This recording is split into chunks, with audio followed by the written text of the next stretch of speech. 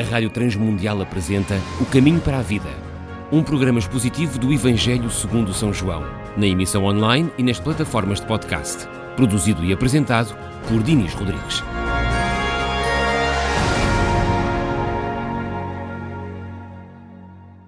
Olá, bem-vindo a este nosso encontro. É um prazer saber que estás aí e juntos vamos continuar a estudar o Evangelho segundo São João. Hoje vamos continuar na nossa introdução.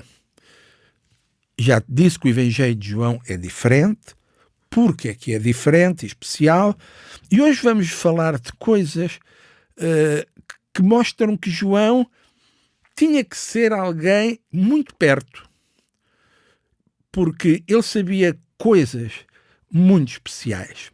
Por exemplo, ele fala de coisas, já falámos nisso, que os outros não falam. Eles não falam das bodas de Caná, da entrevista com Nicodemos, da mulher de Samaria, da ressurreição de Lázaro. Também não falam de Jesus a lavar os pés aos discípulos. Não falam de Jesus a ensinar sobre o Espírito Santo. Também, só no Evangelho de João é que alguns dos discípulos parece que se tornam vivos. Por exemplo, Tomé fala. Encontramos-lo 2 vezes a falar. André torna-se uma personagem real. Ficamos a perceber também coisas sobre Filipe. E quando foi a unção em Betânia, está aqui registado, é interessante, João registou o protesto de Judas. Isto para nos indicar que quem escreveu era alguém que caminhava com Jesus, não apenas um discípulo que andava por ali, e uns discípulos estavam numa cidade, numa localidade, outros estavam noutro. Às vezes, quando Jesus viajava, um grupo de discípulos viajava com eles também, mas depois vinham-se embora.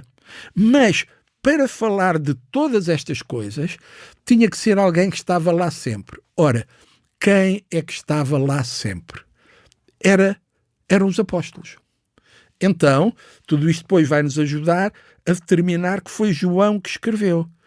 Porque ele era um dos que estava sempre com Jesus e por isso ele sabe coisas que, por exemplo, outros, como Marcos, que não era um apóstolo, que Lucas, que era só um médico e que não estava lá com Jesus, não caminhou com Jesus, saberiam. Por exemplo, João sabia que naquele casamento havia 6 talhas de água, 6 grandes talhas de água que Jesus depois utilizou para transformar em vinho. Jesus sabia, vá lá, que aquele rapazinho foi levar, no dia da multiplicação, levava com ele o lanche e cedeu a André para Jesus alimentar as pessoas. E sabia que eram 6 pãezinhos e 2 peixes. Ele sabia, porque ele estava no barco com eles, que os discípulos remaram 5 a 6 quilómetros. Está em João 6,19. Ele lembra-se que quando aquele frasco de perfume foi quebrado para ungir Jesus, ele lembra-se que o cheiro a perfume encheu a casa toda. Ele lembra-se de Pedro a cenar. Ele fala da reação dos soldados quando Jesus foi preso. Ele estava lá, junto à cruz, e estava lá a acompanhar o julgamento, porque ele sabia que colocaram uma coroa de espinhos na cabeça de Jesus. Ele estava junto à cruz, e sabemos, pela descrição, João era um dos que estava junto à cruz com as mulheres, porque ele viu os soldados romanos a julgarem a túnica de Jesus. Ele sabia, porque provavelmente ele estava com as mulheres quando elas fizeram a primeira preparação do corpo de Jesus e usaram aqueles muitos quilos de mirra e de aloés, aquela mistura que era colocada no meio dos lençóis para conservar o corpo.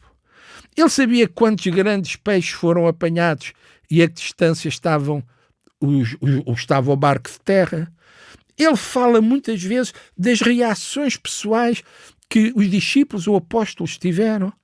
Ele também tem um conhecimento muito especial e muito próximo, íntimo até, do próprio Jesus. Tinha que ser não apenas alguém que estava lá, mas tinha que ser um judeu, porque ele conhece muito bem a Palestina. Ele fala dos anos que demorou a construção do templo, que foram 46. Ele, quando Jesus passa por Samaria, ele dá-nos aquela introdução histórica de que havia uma rivalidade, uns certos problemas de comunicação entre judeus e samaritanos. Aí, nessa mesma história, ele fala de que os judeus colocavam a mulher numa posição inferior. Em termos de geografia, por exemplo, ele sabe que há 2 localidades chamadas Betânia. Ele sabe que alguns dos discípulos, vemos logo isto no princípio do Evangelho, depois lá mais à frente, eram de Betsaida. Ele sabia e disse que Caná, aquele lugar onde se realizou o casamento, ficava na Galileia. Bem, mas depois eles vieram para Jerusalém. E ele fala de Jerusalém como alguém que se movia à vontade nessa cidade. Ele fala da Porta das Ovelhas, ele fala do tanque de Siloé, ele fala do alpendre de Salomão, ele fala do ribeiro de Cedron. Ele sabe nomear o lugar onde Jesus foi julgado, um lugar em frente ao palácio do governador chamado Litóstrutus, ou Gabata, e ele diz que a cruz estava num lugar chamado Gólgota. Vejam, não é qualquer pessoa, principalmente alguém que vai escrever muitos anos mais tarde, que saberia isto. Quando João escreveu, de facto, cerca de, talvez, entre 50 a 60 anos depois de Jesus ter morrido, ele ainda tem presente na sua mente todas estas coisas. Porquê? Ele estava lá. Não é coisa que alguém contasse a outra pessoa. Mas ele conhecia também, muito bem, o mundo do judaísmo, as realidades do mundo judaico. Por exemplo, ele sabe que se faziam purificações rituais, que antes das pessoas terem ido para o casamento, portanto, eles tinham todos que lavar as mãos e estava ali a água para isso. Ele fala dos rituais da libação e da iluminação na festa dos tabernáculos. Ele fala das regras de contaminação na Páscoa. Ele fala das diferentes festas judaicas, por exemplo, Páscoa, tabernáculos, dedicação. Ele fala da doutrina judaica da inferioridade da mulher, já vos tinha dito. Ele fala das leis para se guardar o sábado. Ele tem a ideia do pecado hereditário, que faz parte da herança judaica. E ele fala também de pessoas de quem os sinóticos falam, mas que não desenvolvem. São figuras anónimas. Por exemplo, ele fala de Filipe e André na multiplicação dos pães. Ele fala que foi a irmã de Lázaro, Maria. Não esqueçamos que Lázaro tinha 2 irmãs, Marta e Maria.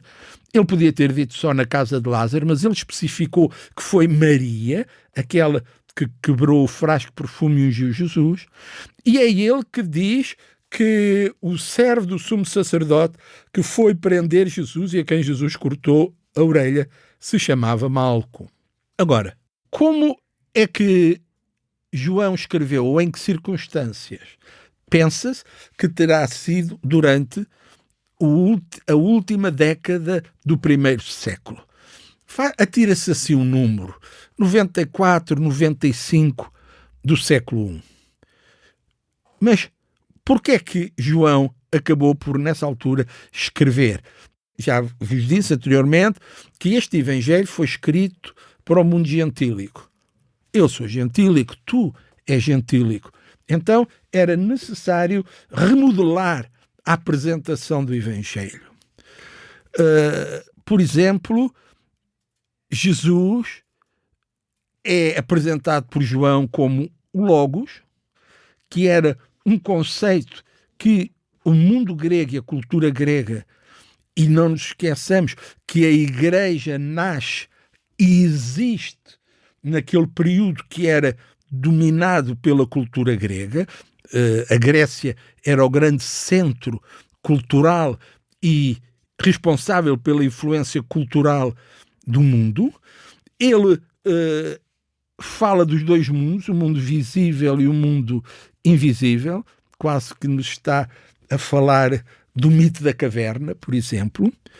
Ele fala de que Jesus é a mente de Deus que veio à Terra, ele é que nos permite perceber a realidade, ele é real, ele é verdadeiro, e etc.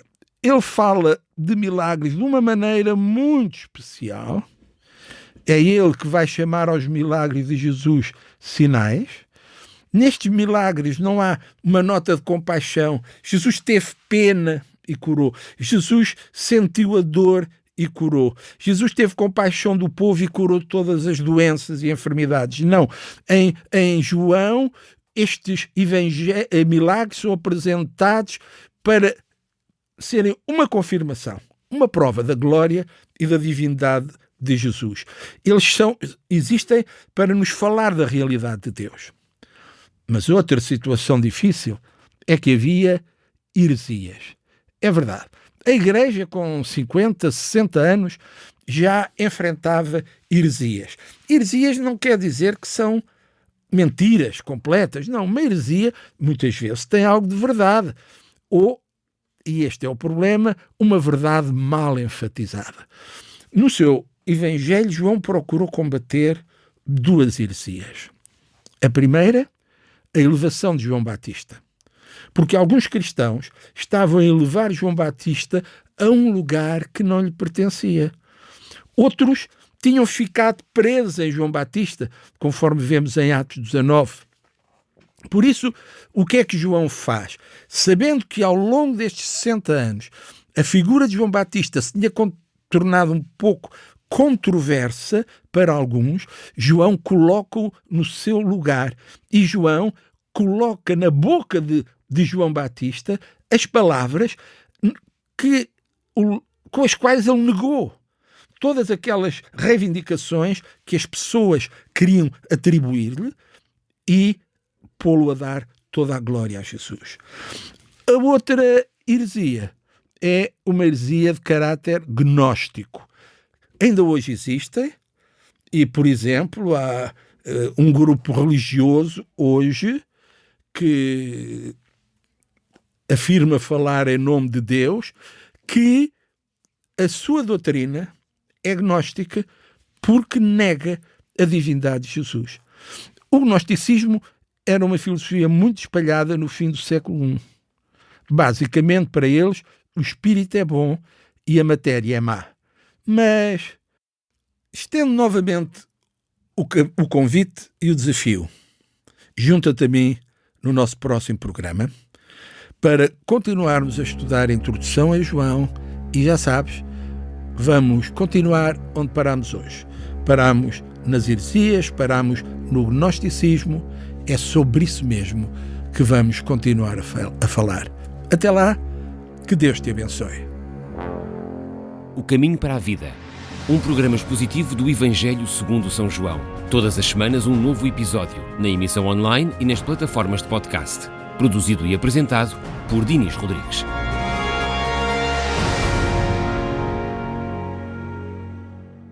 RTM. Conhece todos os nossos programas em rtmportugal.org.